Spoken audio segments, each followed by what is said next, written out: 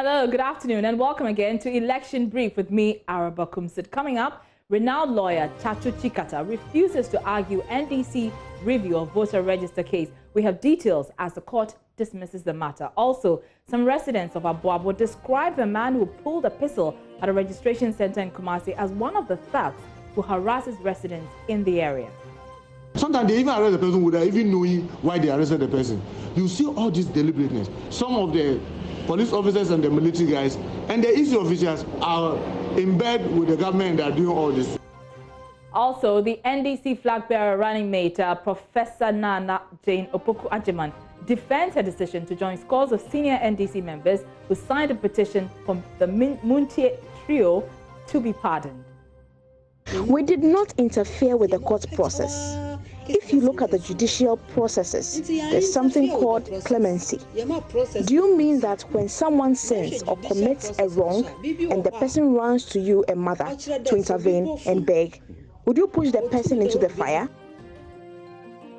All these details coming up. We are live from our studios here at Kokomimle on DSTV channel 421 and GoTV channel 144. Stay with us.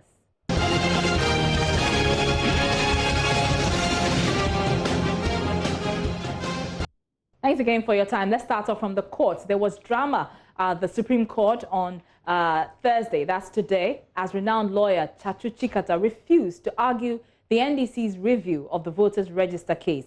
He said he had just received documents filed by the Electoral Commission and was unable to argue the case.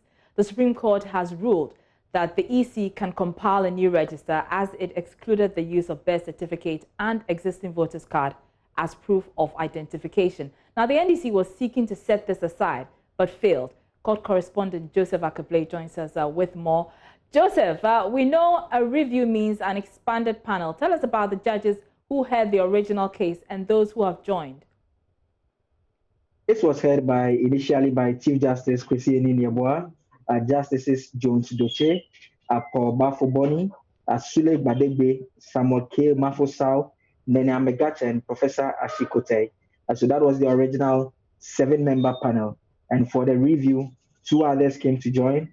They are Justices Yawapeo and Justice Mariam Owusu. So those are the 2 who came to join the panel, making the new panel of 9. What about the legal team? We also heard that they've made some changes. At the initial case, the NDC was represented by Godwin Tawaklo together with another junior of his, Theophilus Nyaba. This time around, for this case, Chacho Chikata represented the NDC, joined by Dr. Dominic Ayine, a former Deputy Attorney General. And so that was by way of the changes in terms of the legal teams. But the other legal teams remained the same. Godfrey Debo Adame represented the Attorney General, while you had Mr. Justin Amenuvo representing the Electoral Commission. And let's come to what happened in court today. Explain to us why Chacho refused to argue the NDC's case. And so first, when the case was called, he made a request to the court asking that they give him more time to file additional documents. And so that was the first request that he made. And the court declined that request after going on a recess and coming back. The court said that that request was not supported by law. And so he turned down the request. Then Mr. Chikata said this morning when he came in, he had just received some documents from the Electoral Commission in terms of their response to his case.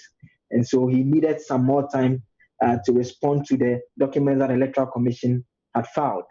And so at that point, the Deputy Attorney General responded that he should go ahead and move the motion since the Electoral Commissioners had also received the documents Mr. Chikata had filed on short notice. Mr. Chikata then again responded that he had actually, through Dr. Ayine, written to the Chief Justice suggesting that the Chief Justice allows for the case to be heard during a legal vacation. And so today is actually the last day in the legal year for the Supreme Court. The Supreme Court will be on vacation from Monday forward. And so he said that he had actually suggested that the court create a special dispensation to hear the case during the vacation. The judges went on recess again.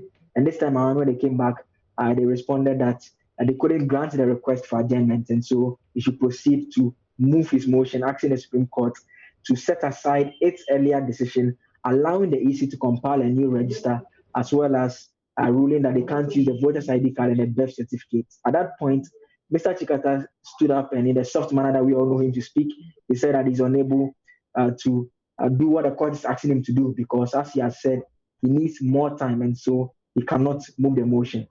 This was an order that the court had given, and he still insisted that he cannot move the motion. He took his seat. So it was at that point that the Deputy Attorney General Godfrey Adame said that because he's unable to do so, then the court has to dismiss the case. And so the court proceeded to dismiss the case.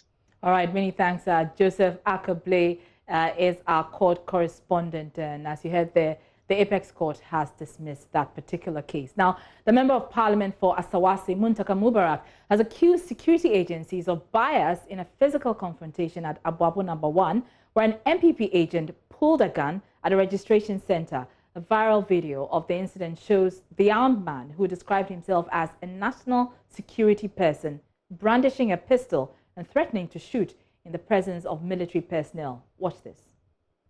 Ana takama da police wanda ke fawa an gwada muna police kowa fito da polisan shi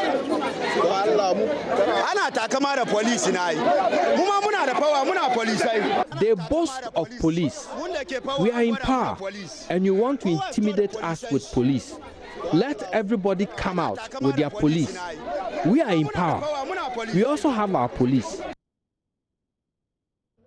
Well, Erastus Asare Donko has been to the constituency and has been engaging some residents about the man brandishing the pistol you saw in that video. He joins me via Zoom. Erastus, so what are the police saying about these investigations? Yesterday we heard them saying that they had launched investigations into the incident. What more can you report?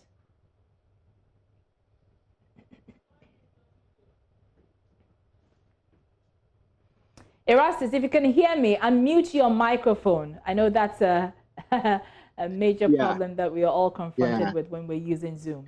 If you can hear me now, give us the latest on the police investigations into the skirmishes we witnessed last Monday. Well, so we have been talking to the police. We've been speaking with especially the Menchia divisional commander. And according to what they are telling us, they invited this gentleman to come to the police to assist in investigations. They will not tell me whether he has come or he has not come, only to say that in due course of the day, the regional police public relations outfit will come out with an official notification concerning how far they've gone into investigations concerning this case. And so this is what we know, that the police have invited this young man to appear before them to assist in investigations. And in due course, the police will come out with an official explanation to how far they've gone with investigations. But why Asawase? We keep hearing a lot of these incidences coming up. Why is the registration process in that particular area fraught with some of these skirmishes? So this is very simple.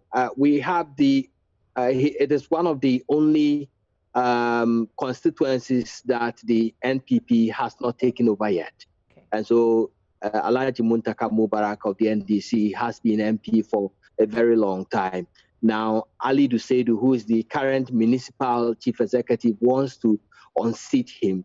And so there is that perception that the NPP wants to decrease the number of votes that the MP will get, especially in a stronghold. And one of the strongholds in Asawase is the Abuabu area. So we have Abuabu No. 1 and its environs. Many of these registration centers are the strongholds of the NDC. And there is that attempt to try to limit the number of people who register in these strongholds so that they could increase their numbers in areas like Bobai, Asokore Mampong, where they believe that the NPP has taken a stronger seat. And so that makes it quite competitive. So all the parties have their agents in there trying to advance their cause. And you've been speaking to residents of Abuabu. What have they been telling you about the man that we saw in that particular video, the one brandishing the pistol? So this gentleman is called Yushao Yakubu. They popularly call him Boyo. And they describe him as a former member of the Delta Force of the NPP. He's the operations director. Some of them say, aside the gun that he pulled at the registration center, he goes around pulling guns and terrorizing people at Abuabo. One particular media person told me that he has given a personal warning that he was once doing education on the need for the youth to refrain from joining some of these violent groups. And he has given a personal warning that if he doesn't stop that program, he will receive his wrath. And so people are afraid of him. He's that type who they claim terrorizes people in that part of Aswasi. So what about the registration process at that particular registration center where that incident occurred? What's the situation currently? So currently, registration is going on, and it's going on very slowly. We have people coming in trickles. Some of them I spoke to are afraid that some of these skirmishes might happen if they come out. And we have very aged people in those constituencies as well. So some of them are minding their own business. Some are brazen up to come in and register. When we went there, we had only 3 people registering at that particular time. It tells you the nature of the registration process in that area. But it's going on normally. Now we have 1 policeman added to the 2 fire service personnel who are manning that particular registration center. All right, many thanks. Erastus Asari Donko is a man on the ground in the Ashanti region, monitoring that particular incident and the registration process at Abuabo number 1. Now, the National Peace Council is advocating a policy to restrain people other than security personnel from brandishing guns in public. Ashanti Regional Chairman made the call following Monday's incident at Asawase, where a supposed national security operative, like we told you, they pulled a gun. Right Reverend Christopher Nyako Andam says appropriate laws are required to curb the trend, especially as the country counts down to the December polls. He warns of the worst if government fails to act decisively to bring tension down before December 7th. The National Peace Council condemns such activities totally. What we are saying is that police officers and other security men are always detailed to be at the polling stations and polling centers. If you go there and you have any grievance, report to the police. If it's for protection, report to the police. The police is there to protect lives. Instead of you yourself taking the law into your hands to deal with the person or something. But the pulling of guns, we plead with all citizens that when we are going to a police station, it's a place that is crowded. People always converge there. And if you are not careful and you pull a gun, you may kill. It's wrong. It's becoming a phenomenon. We must put a stop to it at once before it escalates to something else. It is not good. Going to the police station to register your name or to vote, the place is not a battleground. This is early warning signs, and we must deal with them at once before it degenerates into something else. If possible, there should even be a law that nobody should take gun, unless maybe he's the person detailed to be the officer in charge of the police station. No other person should go to the police station with a gun.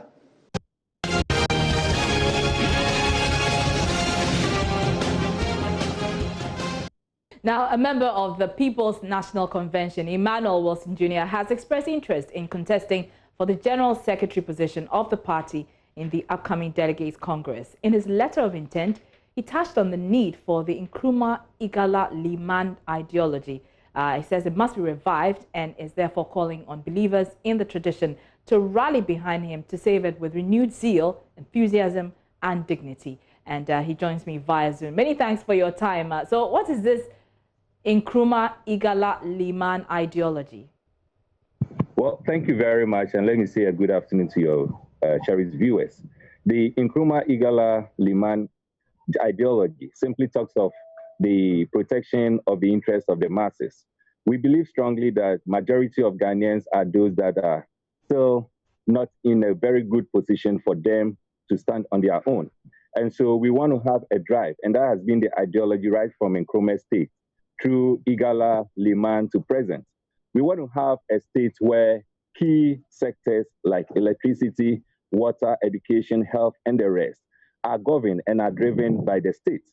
And that is what the Liman administration, or the Nkrumah Igala Liman ideology stands for. This is an ideology which for the past period seems to be going in oblivion. And the Emmanuel Wilson Jr. led administration as the next general secretary want to revive this and to bring on board each and every individual Ghanaian who believes in this ideology. Persons who believe that the masses matter.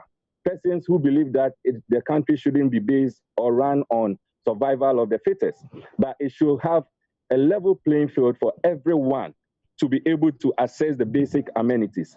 Individuals who believe that the Nkrumah Igala Liman administrations have been so much significant in moving the country from where it used to be to where it is now. And when we need to move it from where it is now to the next level, it will still take this ideology to do so. Those individuals are the persons that Emmanuel Wilson Jr.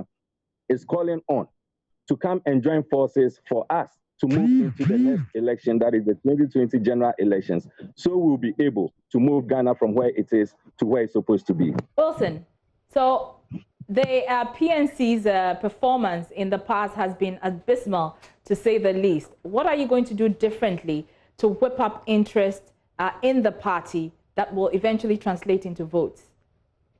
The problem we've had in this party are two key. The first one is our inability to have built an independent, strong structures that will attract individuals, particularly the youth and the new generation, into the fold.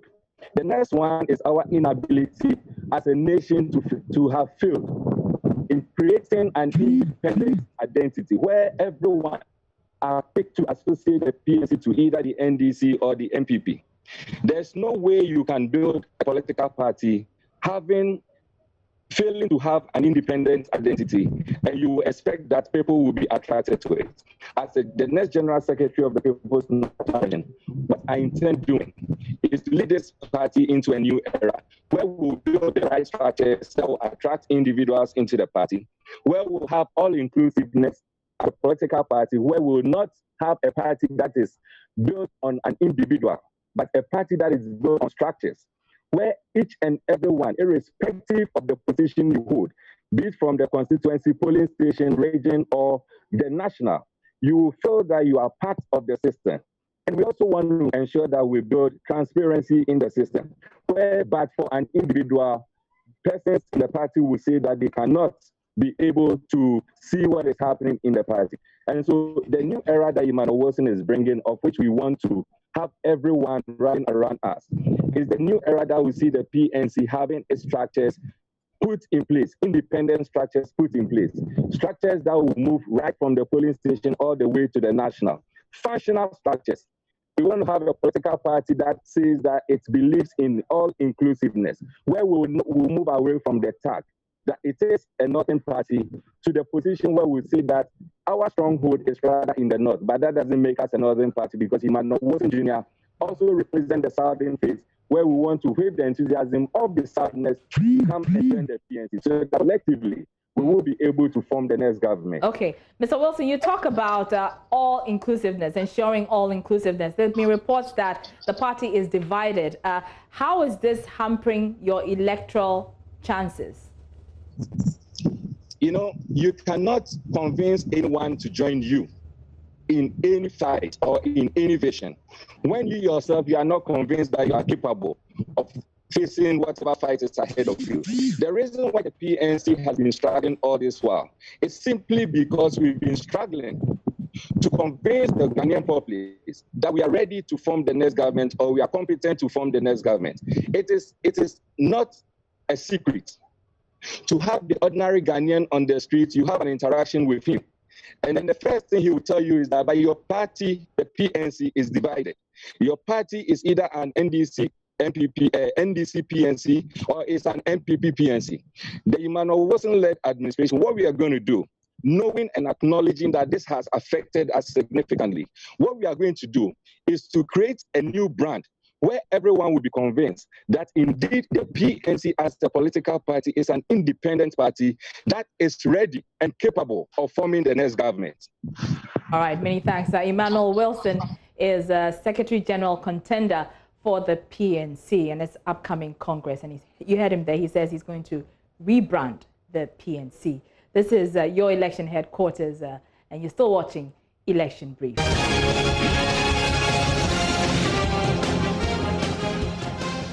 The running mate of NDC flag bearer, Professor Nana Jane Opoku-Agyeman, has been defending her decision to join scores of senior NDC members who signed a petition for the Muntie 3 to be pardoned. In 2016, the former Vice-Chancellor of the University of Cape Coast joined others asking then-President John Mahama to pardon the Muntie 3. But Professor Opoku-Agyeman has come under criticism for her decision since she was named running mate. However, speaking on Cape Coast-based Live FM, she justified her action. The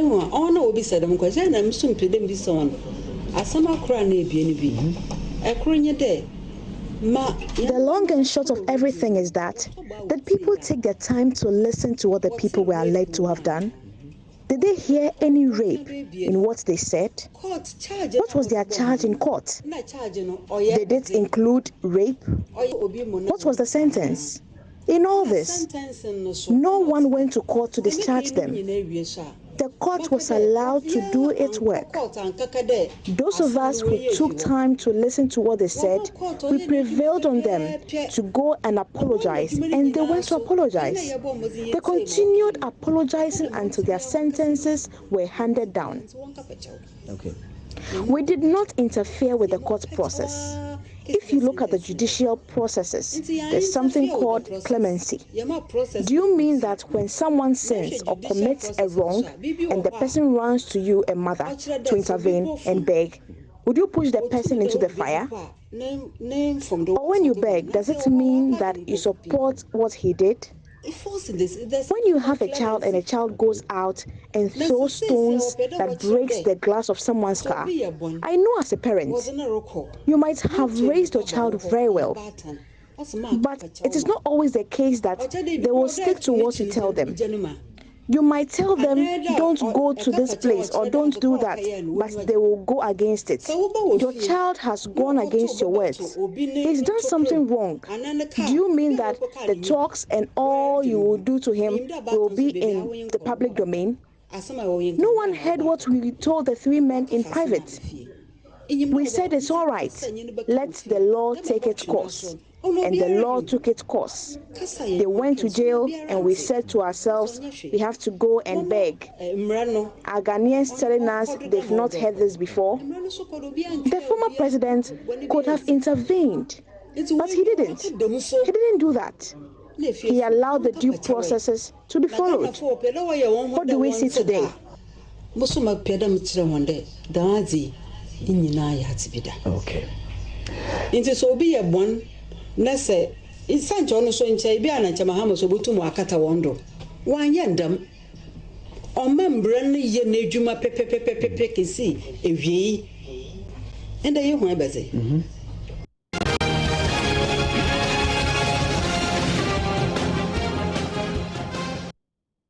The National Peace Council in the Ashanti region is calling for adequate resources for the National Commission and Civic Education for effective implementation of the vigilantism law. Officials say it is necessary amid calls for strengthened advocacy on the new act to eradicate political violence, which many Ghanaians consider a menace. Now, the NCCE, which is charged with the responsibility to educate the citizenry on civic duties, has for many years struggled with resources. Ashanti Regional Chairman of the Peace Council, Reverend Nyako Andam, says it is high time the NCCE is equipped to execute its mandate. Prince Apia has more in this report. The National Commission and Civic Education, which is charged with the responsibility to educate the citizenry on civic duties, has for many years struggled with resources. Ashanti Regional Chair of the Peace Council, Right Reverend Christopher Nyakwandam says government must tackle the issue seriously. He spoke at the end of a two-day stakeholder discussion on strengthening advocacy on the Vigilantism and Related Offences Act. We need to embark on massive sensitization and capacity building to create awareness on the stakes of vigilantism and its disbarment, that each and everyone in the country will be in the known that vigilantism has been banned. Those days, information vans and other things, they'll be going around educating. And we have said that this time, apart from the general one, it should be targeted. We're going to hammer on the importance of that outfit. It should not be there just by name. The state must resource them so that they can work and work effectively, because they will contribute to peace building by giving the necessary education that the citizen will need, and when they should follow will help to restore peace and maintain peace. So it will be in the interests of the state if the state should look out for resources to make them feel comfortable and operational. The act seeks to disband political party vigilante groups and proscribe acts associated with them. Reverend Nyakwanda says the political parties must adhere to their own commitment to act and stay tolerant. We will be targeting the churches and the mosques. Majority of Ghanaians will be there where we can give education. Again, market, everybody will have to eat. If you don't eat, you will die. So we patronize the activities of market. So if we should mount a van there with speakers and other things, horns, and then begin to give education constantly, it will help. Again, these days, radio stations abound and television stations as well. So if we can make it a policy to ensure that some kind of education on the activities that we have been dilating on here will be on radio and television, maybe twice a week or something, it will help. We want Ashanti region to be peaceful before, during, and after elections. And the Peace Council, we have resolved that we'll do all we can to ensure that we'll build a peace.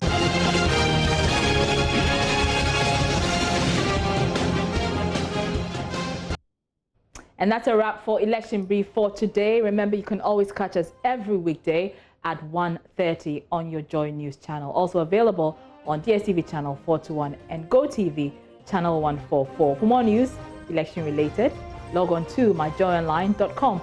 I'm Barbara Crimson. Thanks for watching as always.